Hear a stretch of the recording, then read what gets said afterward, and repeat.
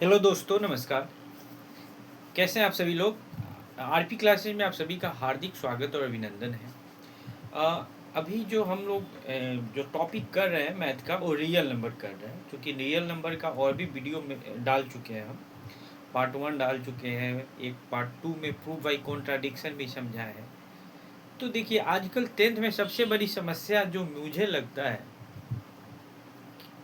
10th या 12th में, मतलब कोई भी बोर्ड एग्जाम्स में सबसे बड़ी समस्या क्या है कि हम लोगों को लगता क्या है कि सिर्फ ऑब्जेक्टिव, बच्चों के मन में ये हो गया है कि सिर्फ जहाँ आप देखिए, जहाँ भी यूट्यूब पे वीडियो देखिए, कहीं भी देखिए, सबके दिमाग में ऑब्जेक्टिव भरा हुआ है। बट उनको ये समझना पड़ेगा कि ऑब्जेक्टिव आता कहाँ से है, सब्जेक्टिव से।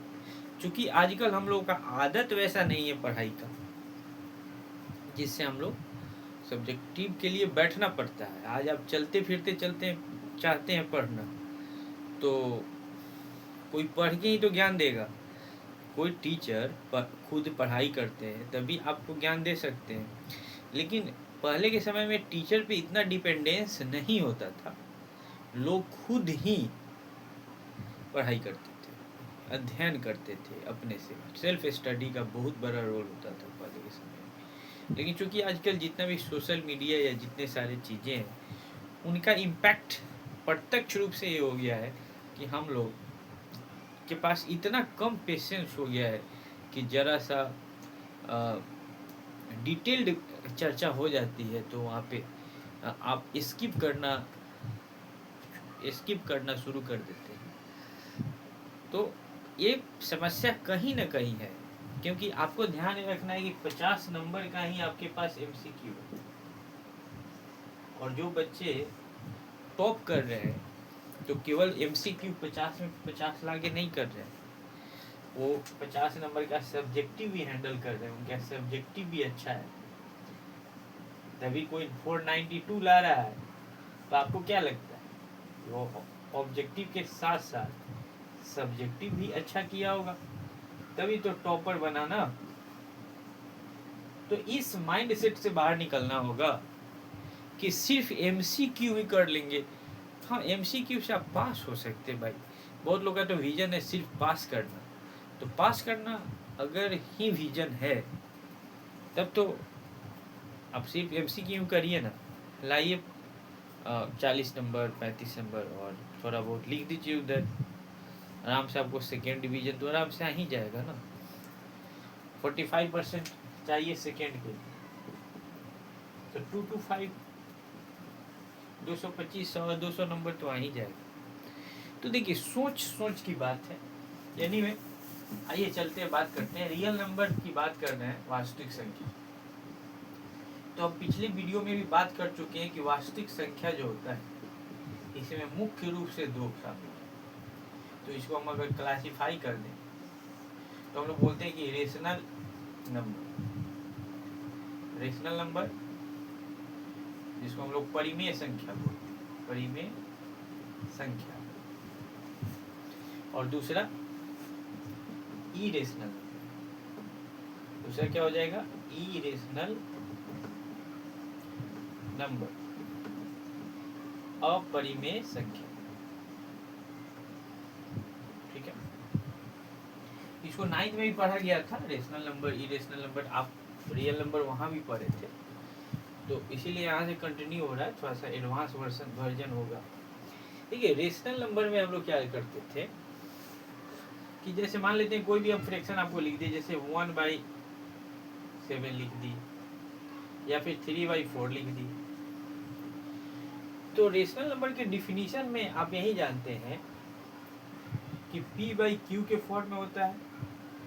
और साथ ही ये भी बताना है कि p और q को जब आप डिफाइन करते हैं तो p q क्या होता है, तो बिलोंग्स टू, यानी ये p q क्या है, तो पूर्णांक होता है, यानी इंटीजर होता है। आपको ये समझना है, पूर्णांक है यहाँ पे। q 0 नहीं होगा तो डिफिनीशन से ही बाहर हो जाएगा। आप जानते हैं कि q 0 होने पे नॉट डिफाइंड हो जाएगा।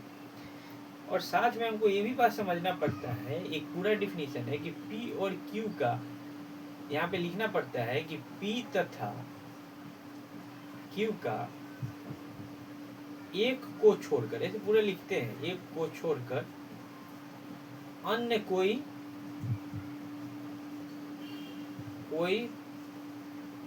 उभयनिष्ठ गुणनखंड नहीं है। क्या? उभयनिष्ठ गुणनखंड नहीं है। उभयनिष्ठ गुणनखंड मतलब कॉमन फैक्टर नहीं। गुणनखंड यानी कि कॉमन फैक्टर नहीं है। ये स्टेटमेंट बहुत काम करता है आगे चल के। कोई कॉमन फैक्टर नहीं, ये पूरी डिफिनीशन है। सपोज कीजिए कि अगर हम मान लेते हैं लिख दिए 1/7, लिख दे 3/4, तो ये तो दोनों रेशनल नंबर होगा।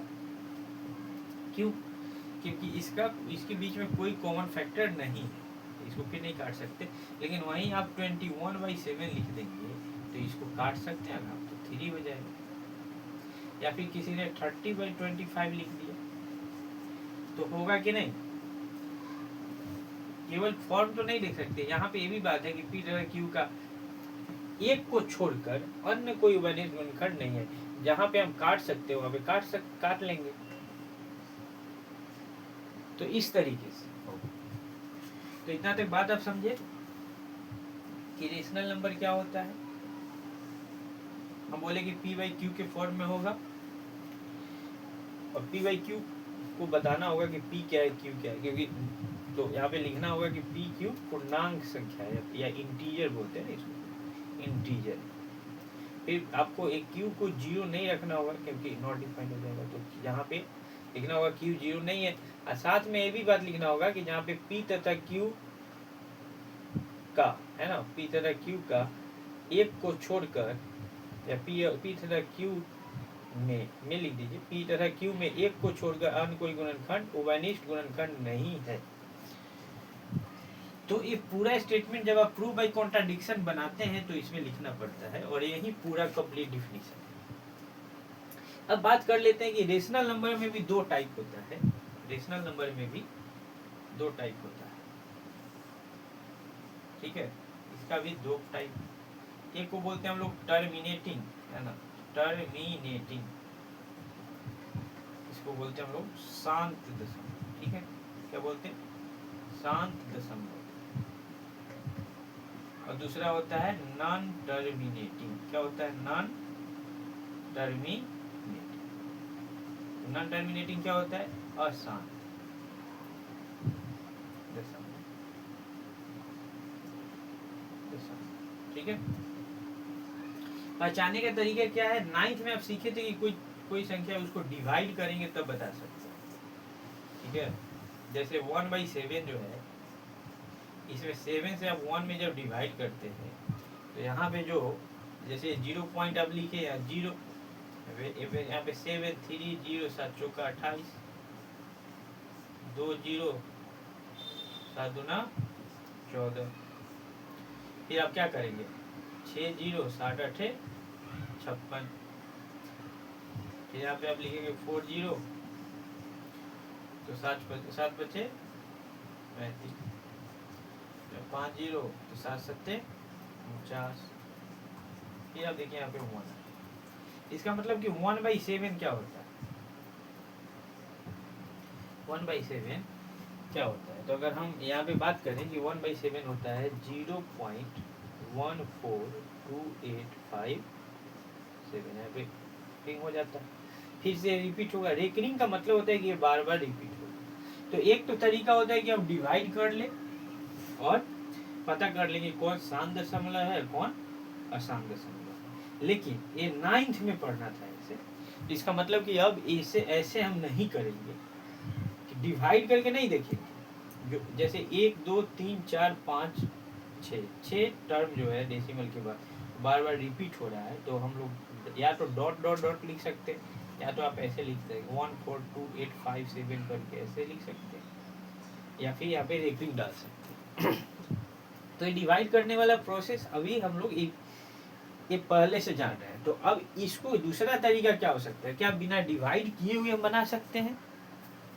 Is it possible to decide whether a certain rational number is terminating or non-terminating without actual division? यानी कि बिना भाग किए हुए क्या हम पता कर सकते हैं कि टर्मिनेटिंग है कि नॉन टर्मिनेटिंग है? Then answer is big yes, हाँ कर सकते हैं। तो उसी को जानना है, तो आइए कैसे कर सकते हैं। जैसे हम फॉर एग्जाम्पल लेते हैं, मान लेते हैं हमको दिया हुआ है कि 17/8 दिया हुआ है और हमको जानना है कि टर्मिनेटिंग है कि नॉन टर्मिनेटिंग है। तो हम सिंपली क्या करेंगे, जो 8 है ना, 8 इसी का हम प्राइम फैक्टराइजेशन करेंगे। 2 इंटू 2 इंटू 2 होगा, यानी 2 का क्यूब होगा। अब ऐसा समझिए कि 2 का क्यूब होगा। अगर आप ये समझ गए तो आपको ये जानना है कि अगर 2 पे पावर m इंटू 5 पे पावर n के फॉर्म में क्यू आ जाए तो टर्मिनेटिंग होगा। यानी कि कोई भी अगर रेशनल नंबर गिवन है, if any rational number is given, then you have to do the process of prime factorisation for denominator only. Denominator का प्राइम फैक्टराइजेशन निकालिएगा और देखिएगा कि इसको पावर में लिखेंगे आप तो 2 पे पावर m आ गया। आप कहेंगे कि यहाँ पे 5 पे पावर n तो इसमें नहीं आ रहा है, तो आप नहीं आ रहा है बात सही है, लेकिन आप सोच सकते हैं 5 पे पावर 0, क्योंकि 5 पे पावर 0 भी तो 1 ही होता है और 1 में मल्टीप्लाई करना इजी होता है, क्योंकि उससे वैल्यू चेंज नहीं होता है। तो इसका मतलब है कि अभी फॉर्म का झंझट है। जैसे 2 पे पावर 3 आप लिख दिया, आपको लगेगा कि 5 पे पावर m तो मान लेते हैं 3 हो गया, आपको लगेगा कि यहाँ तो n है ही नहीं। तो आप ऐसे सोच सकते हैं कि 5 पे पावर 0, तो आपको n 0 देगा। कहने का मतलब ये है कि इसमें 3 केस बनता है। कितना केस बनता है? 3। जैसे हम 3 एग्जाम्पल, जैसे मान लेते हैं कि ये 17/8 ली, तो यहाँ पे 8 को किए तो 2 पे पावर 3 हो गया, तो 5 पे पावर 0 होगा।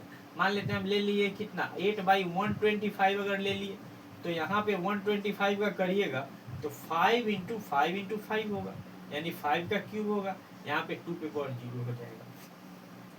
या फिर तीसरा केस ऐसा हो जाएगा, मान लेते हैं हम 7/100 ले लिए, तो आप जानते हैं कि 100 का करिएगा तो 2 पे पावर स्क्वायर इंटू 5 का स्क्वायर होगा। तो यहाँ देखिए, यहाँ m कम्प्लीटली दिख जाएगा आपको। फॉर्म ये था 2 पे पावर m इंटू 5 पे पावर m। यहाँ पे देखिए, यहाँ पे आपको देखिए, यहाँ पे आपको कम्प्लीटली m दिखेगा 2 और n भी दिखेगा 2, तो यहाँ ठीक है। तो लेकिन यहाँ पे देखिए, जहाँ पे अगर 2 दिख रहा है तो 5 नहीं है, तो 5 पे पावर 0 कंसीडर कर सकते हैं। और जहाँ पे 5 दिख रहा है ओनली, तो आप 2 पे पावर 0 कंसीडर करके फॉर्म को देख सकते हैं। असली बात क्या है कि m और n डिसाइड कर सकते हैं। तो ये पूरी चर्चा जो हो गई वो किसकी हो गई? रेशनल नंबर की हो गई। इसका मतलब कि रेशनल नंबर भी 2 टाइप का होगा, टर्मिनेटिंग रेशनल नंबर और नॉन टर्मिनेटिंग रेशनल नंबर। तीसरी कहानी है कि इरेशनल नंबर। देखिए इरेशनल नंबर क्या होता है, थोड़ा सा इसको अच्छा से हम लोग समझ लेते हैं। पहले इसको आप समझ गए तो इसको पहले थोड़ा सा इरेज कर लेते हैं। अब समझिएगा, अब ध्यान से समझिए। देखिए जैसे हम बोले कि इसको हम लोग बोलते हैं कि ये होना चाहिए नॉन टर्मिनेटिंग नॉन रेकरिंग होना चाहिए। नॉन रेकरिंग भी बोलते हैं, या फिर इसको बोलते हैं नॉन टर्मिनेटिंग नॉन रिपीटिंग होना चाहिए। Non terminating non repeating. कहने का मतलब है, इसको हिंदी में लोग बोलते हैं अशांत अनावर्ती या अशांत अनावसानी भी बोलते हैं, अनावसानी भी बोलते हैं। तो देखिए जैसे हम कह रहे हैं कि 1.02 002 002 ऐसे कर करके हम लिखें। अब यहाँ आप देखेंगे रिपीट हो रहा है, लेकिन रिपीट तो हो रहा है, लेकिन ये नॉन टर्मिनेटिंग तो है, रिपीट हो रहा है, इसका मतलब कि नॉन टर्मिनेटिंग है। लेकिन ये जो है फिक्स नंबर नहीं हो रहा है। जैसे देखिए यहाँ पे 02 है, तो यहाँ 002 है, यहाँ 000 है, तो ऐसे आ रहा है। तो एक किस चीज का लक्षण है, तो इरेशनल नंबर का है। किसका है? इरेशनल के नंबर का है। तो डिफिनीशन ये लिखा जाता है कि ऐसी संख्या जो p बटा q के रूप में नहीं लिखी जा सकती है, p बाई q के रूप में नहीं लिखी जा सकती है। तो नहीं लिखी जा सकती, ठीक है। फॉर एग्जाम्पल आप तो जानते हैं कि पाई भी यही है। पाई जो है, इसको जब आप लिखिएगा तो 3.14 करके बहुत सारा डिजिट आ जाता है। ये कभी रुकेगा नहीं और हर बार आपको अलग नंबर रिपीट होगा, इसीलिए इरेशनल नंबर है। देखिए 22/7 पाई का जो वैल्यू होता है ना, 22/7 होता नहीं है, बट ये अप्रोक्सीमेट वैल्यू लेते हैं। तो पहली बात तो हमको ये समझना होगा कि pi is not equal to 22/7। इक्वल नहीं है बाबू। इसका मतलब कि कभी कभी लगता क्या है कि पाई मतलब 22/7, नहीं, अप्रोक्सीमेट वैल्यू है। For the sake of calculation pi equal to 22/7 is used calculation के लिए। इट डजंट मीन कि ये इक्वल होता है 22/7। तो आपको ये समझना है। लेकिन अगर सीधे 22/7 इक्वल टू अगर हो गया, अगर 22/7 अगर हम लिख दिए, 22/7 लिख दिए, तो वो उसको पूछा जाएगा कि रेशनल है कि इरेशनल है।